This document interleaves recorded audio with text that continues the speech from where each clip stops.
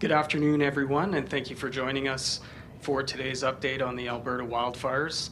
We'll begin with updates from Bree Hutchinson from the Alberta Emergency Management Agency and Christie Tucker from Alberta Wildfire. Then we'll take your questions. Please go ahead, Bree. Thank you, and good afternoon, everyone. There's been good progress in the fight against the wildfires thanks to recent precipitation and improved weather, as well as the tremendous efforts of firefighters and Albertans who are paying attention to restrictions and guidelines. In the past 24 hours, some communities have announced re-entry plans while others are preparing for re-entry. Nevertheless, the threat of wildfires continues and residents need to remain vigilant. Alberta continues to be under a provincial state of emergency and the Provincial Emergency Coordination Centre remains at a level 4. There are currently 21 states of local emergency, 5 band council resolutions, and an estimated 7,243 people remain evacuated at this time. Right now, 8 reception centers are open for affected areas, and the total number of evacuation orders now stands at 11. The Edmonton Reception Center closed yesterday, and the Calgary Reception Center will be ceasing operations this afternoon.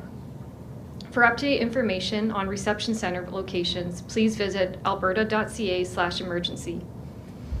It is encouraging to see that the residents of Ochese First Nation, Swan Hills, Fox Creek, and Little Smoky are returning home.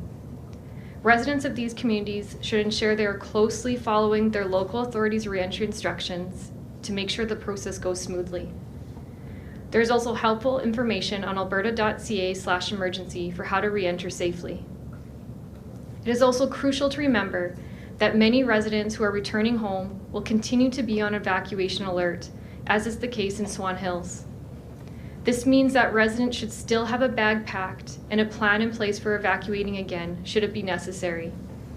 As other evacuated communities are preparing their re-entry plans, I want to once again encourage evacuees to listen to information from reliable sources, such as your local authority, or go to alberta.ca/emergency.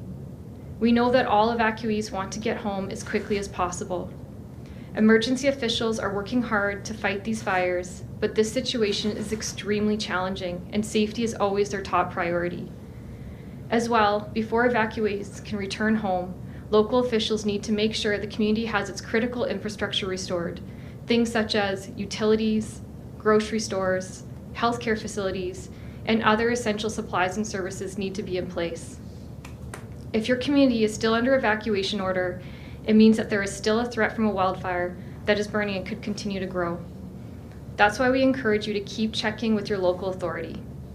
They will provide information on their re-entry plans through their social media and websites.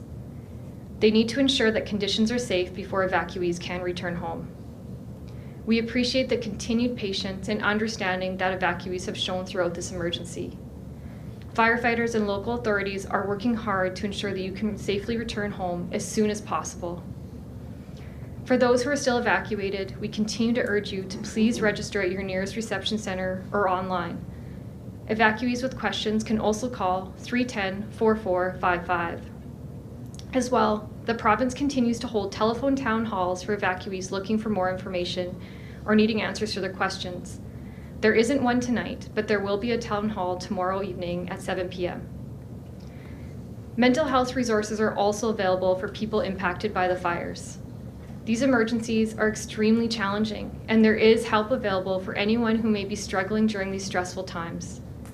Those who are feeling stressed or overwhelmed can contact 211 or call Counselling Alberta for virtual counseling services at 1-833-827-4230.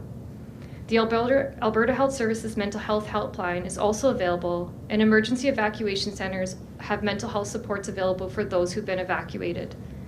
Please reach out for support if you or your loved ones need help. Thank you, and I will now invite Christie to provide an update from Alberta Wildfire.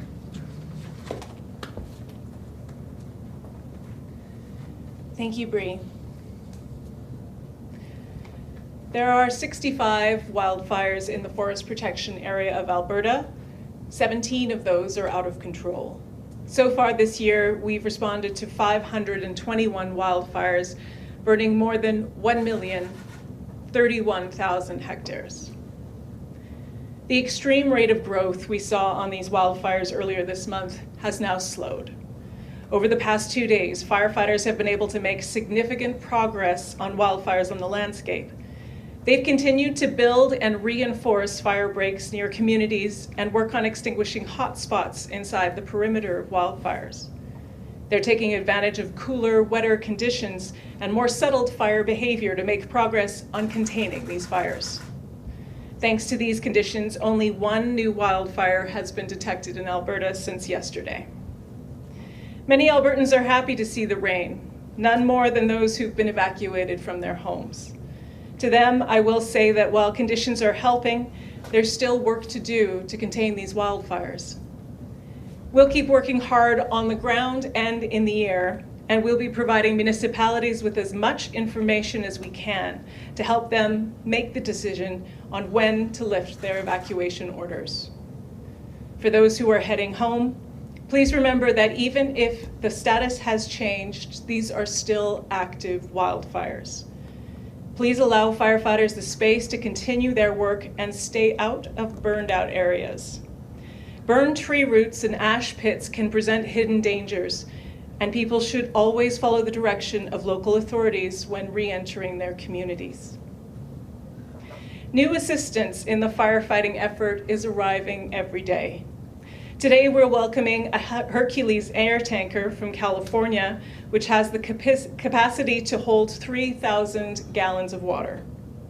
Tomorrow, 25 firefighters from New Zealand will arrive, followed by nearly 200 from Australia over the weekend. We appreciate all of our partners who have come to help us through this record-breaking season. The season isn't over, and we're planning for what will be needed over the coming months to extinguish the large, complex wildfires that we've had this year. Thank you. Thank you, Christie. We will begin with questions in the room and then move to the phones. Please state your name and outlet. Each reporter will have one question and one follow-up. Are there any questions from reporters in the room? We'll now move to the phones. Operator, please put through the first call. Wyberg, CTV. Oh, hi. I just wanted to ask about the situation near Fox Creek with people returning home today. You know, 1 week ago, you were saying that the fire was about 1K from the community, jumped the highway. It was looking a little bit scary for a while there. I just wanted to know what ended up happening with the fire and how you were able to direct it away from the community. Thanks, Nicole. The wildfire, the Eagle Complex is a series of fires, 2 wildfires that are in the vicinity of Fox Creek and the municipality Greenview, Little Smoky. And they are still technically classified as out of control, but we have seen a big difference in the fire activity on these fires and the amount of work that we've been able to do to assist in helping to contain the fire.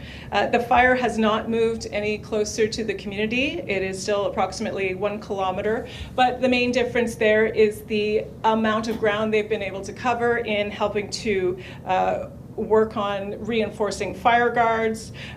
We have had assistance there from the military with a significant number of boots on the ground there to help the work of going through and looking for hot spots and help the work of actually bringing this fire along in extinguishing parts of the fire inside the perimeter that could still flare up and show activity. So it has been a lot of work on the ground since where we were a week ago, and I believe the firefighters have been in communication with the community, letting them know how that fight is going and give them as much information as they possibly can so they can make decisions on when to bring people home safely.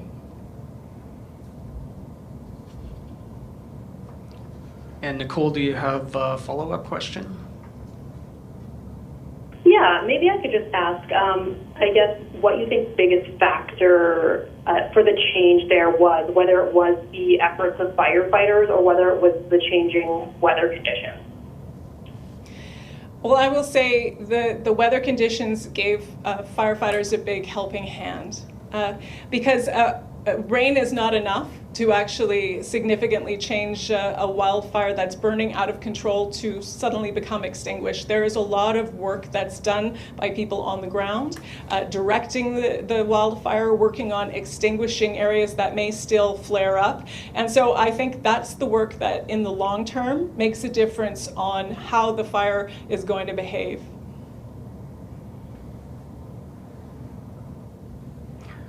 Operator, do we have any more calls? There are no other questions on the phone at this time. That concludes today's update on the Alberta wildfires. Please note a media situation report will be distributed later today. Thank you.